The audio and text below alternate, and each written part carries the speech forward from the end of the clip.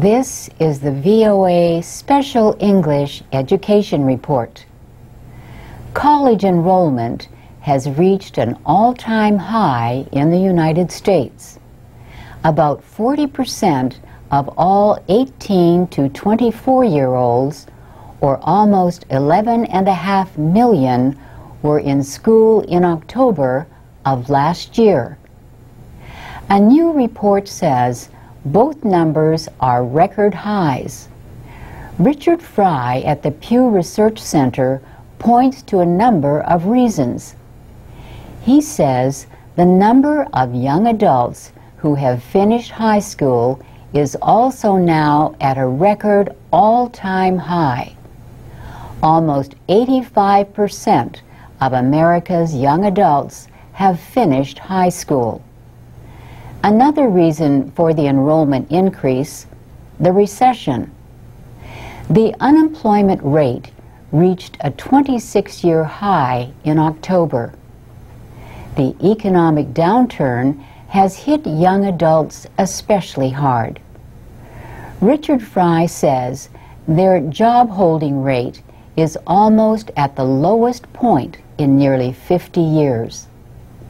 In a poor job market, many people turn to higher education, especially at two-year colleges. These schools, known as community colleges, have had the greatest enrollment increase. They offer professional training and cost a lot less than programs at four-year programs. But experts say the recession has not cut enrollment in four-year programs, even with their higher costs. The Chronicle of Higher Education says at least 58 private colleges now charge $50,000 or more a year. Lately, there have been accusations that some private, competitive liberal arts colleges are trying to avoid being seen as too female. Critics say that as a result, these schools are discriminating against women and admitting less qualified men. In August, the United States Commission on Civil Rights opened an investigation. Spokeswoman Lenore Ostrowski says the purpose is to identify if discrimination is taking place in schools.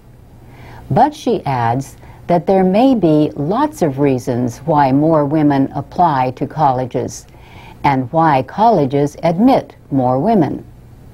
The Census Bureau says 54% of full-time students at two- and four-year colleges last year were female.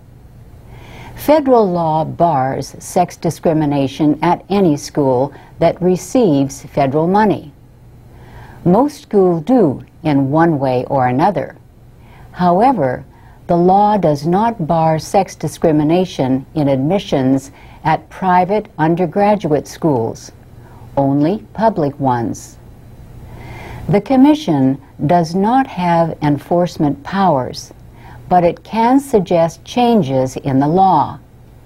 A report could take 6 months to a year. And that's the VOA Special English Education Report.